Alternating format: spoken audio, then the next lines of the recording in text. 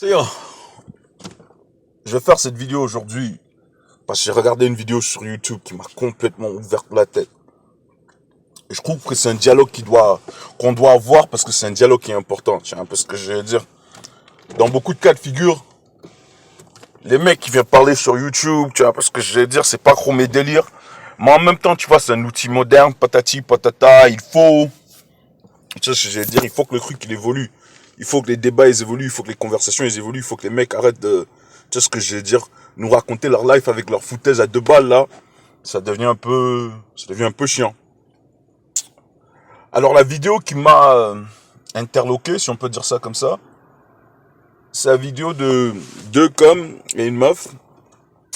Ils te parlent de comment est-ce que les hommes noirs aiment pas les femmes blanches. Ah non, aiment pas les femmes noires, désolé. Bon, déjà tu vois le titre de la vidéo, tu te dis ah ouais, les mecs ils sont pas dans la demi-mesure aujourd'hui quoi. Tu vois? Et sur le coup, tu me dis, ouais, bah, tu sais quoi, pourquoi pas, faut regarder, faut supporter les chaînes francophones, patati, patata, patati, patata, patati, patata. Bon, pour bien expliquer le truc, c'est que moi, tu vois, avec mon petit accent un peu français, genre là, je suis quand même un blédard, tu vois, un peu. Et c'est ça que je trouve est difficile à expliquer à certains. C'est-à-dire, le fait d'être un blédard en Occident te donne une vision de la chose qui est un peu différente. Dans le sens où, il y a certains problèmes qu'ont les gens qui sont nés ici, que moi, je veux bien essayer de comprendre, mais après, il y a quand même une limite à ce que je peux comprendre. Tu vois un peu ce que je veux dire, vu que je suis pas né ici, vu que j'ai grandi au bled, patati patata, patati patata, patati patata. Et il y a un gros phénomène qui se passe généralement, c'est les mecs privilégiés qui ont souvent le temps de pouvoir parler, et ensuite, dans leur opinion, ils partent pour une majorité ou une généralité, et ensuite, c'est leur opinion qui définit comment cette population se voit représentée, etc., etc., etc. Regardons par exemple le cas de, ouais, les hommes noirs qui aiment pas les femmes blanches. Ah non, les hommes noirs qui aiment pas les femmes noires. Je vais pas vous dire que ce n'est pas un phénomène qui existe, parce que ça, c'est dénier et renigrer les réalités vues de certaines personnes. Et c'est pas mon objectif. Je ne suis pas là pour nier ou dénigrer les réalités des gens. Mais ce que je veux dire, c'est dans certains discours, il faut savoir faire de la nuance, il faut savoir faire un certain un certain cri intellectuel de manière à ce que ce qu'on présente aux gens soit une vision complète de la chose. Bon, en même temps, les gens vont dire, ouais, c'est notre opinion et tout et tout. Ouais, non, mon frère, je comprends. Mais il faut savoir faire la part des choses. Donc, par rapport à la thématique qui est discutée, je trouve que oui, moi aussi, la première fois, tu sais, au pays, nous, on les appelait les vacanciers. Tu vois ce que je veux dire? Les mecs qui revenaient en vacances et tout. Les mecs qui sont soit de deuxième génération, soit qui sont partis en occidentaux. Eh frère, la première fois que j'ai rencontré, tu vois les petits Français, cheveux crépus, lentilles vertes, ils se traînent tout le temps qu'avec des bateaux. Eh ma tête, moi j'ai pas compris le délire. Tu vois un peu ce que je veux dire, j'ai pas compris le délire. Parce que bon, ça c'est l'un des bénéfices de grandir en Afrique qu'on comprend que plus tard. C'est-à-dire, moi j'ai grandi chez les nègres, entre nègres, parmi des nègres, et donc ce qui veut dire que, pour moi, la peau noire ne définit pas le caractère de l'individu. C'est-à-dire, moi, je connais des nègres qui sont banquiers et j'en connais qui sont bandits aussi. Tu vois un peu ce que je veux dire? Ce qui fait donc que ce genre de débat, que veut te faire avoir la société occidentale? Que veut te faire avoir l'Occident lui-même par rapport à ta réalité, à ta couleur de peau? C'est des trucs que j'ai pas trop connus, dans le sens où, frère, pour moi, c'est pas... Je savais dès la naissance que être noir voulait dire qu'on pouvait tout faire. Tu vois un peu ce que je veux dire? On pouvait tout faire. Il n'y avait pas de limite à ce qu'on pouvait et qu'on ne pouvait pas faire. C'est-à-dire, il y a des noirs qui sont bien élevés, qui sont polis, patati, patata. Et il y en a qui sont en mode un peu hardcore. C'est des réalités. C'est pas des... Tu vois un peu ce que je veux dire? C'est des réalités. C'est des trucs qui arrivent.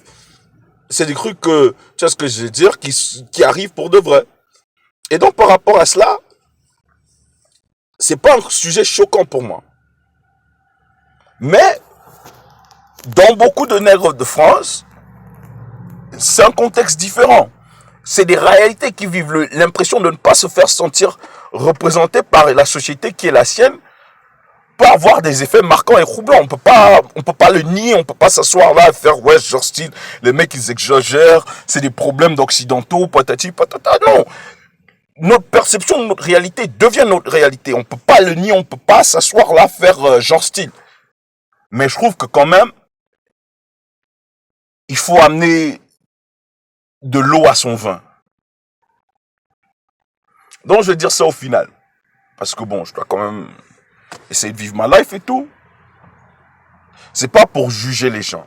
C'est pas pour stéréotyper les gens. Mais il faut agrandir les débats.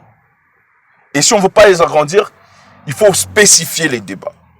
C'est-à-dire, est-ce qu'en France, les relations hommes-femmes noires sont problématiques? Super problématiques. Je vais pas venir vous dire le contraire. Mais le noir de France ne définit pas tout ce qui est nègre. C'est pas, ça arrive pas comme ça. C'est pas des réalités. Donc il y a deux parties de la pièce et il faut bien regarder comment est-ce qu'on veut approcher la problématique. Mais sinon, quand même, pour les mecs traite de coq là, frère. Mais tu sais quoi? Vis ta life. Je suis pas dans ta peau, je connais pas tes réalités, patati, patata, patati, patata. Mais je veux aussi dire sur le long terme, en tant que keufre et en tant que jeune keufre, il faut qu'on commence à se poser des questions sur quelle est l'identité qu'on veut avoir. Tu vois? Parce que l'immigration, la diaspora et tout ça, c'est des choses qui ont marqué et changé nos sociétés. C'est-à-dire, les nègres qu'on était il y a 40 ans sont plus les nègres qu'on est aujourd'hui. Par rapport à cela, il y a des questions à se poser sur le futur de ce que c'est d'être un nègre. Et je ne suis pas sûr que c'est des questions que on se pose assez et auxquelles on a des réponses, je vais dire adaptées, mais le terme est peut-être mal compris. C'est-à-dire, ce que je veux dire par adapté, c'est réaliste par rapport à notre état où nous sommes à l'instant. Par exemple, moi, j'ai Yaoundé. Je me rappelle, tu parles aux anciens, les mecs qui te racontent l'époque où les feux ils marchaient, où les James Brown venaient, patati patata. Le Yaoundé dans lequel j'ai grandi, bon, c'était pas ça. Tu vois un peu ce que je veux dire? Donc nous avons des réalités qui changent. C'est comme quand tu rentres au bled. Les mecs ils croient que le bled les attend, mais frère, le bled il change tous les jours. Donc il y a aussi ça. Donc, comment est-ce que nous rencontrons les Noirs où nous sommes en ce moment? Tu vois? Parce que trop de fois, je trouve que nos approches, nos théories, nos thématiques sont trop dans le théorique et le virtuel. Alors que nos réalités, elles sont véridiques. On n'est pas... Tu sais ce que je veux dire? Frère, il y a des vrais trucs à faire, il y a des vrais dièses, il y a des vrais bails, il y a vraiment des vrais problèmes. Et il faut pouvoir les approcher de manière différente. Peace.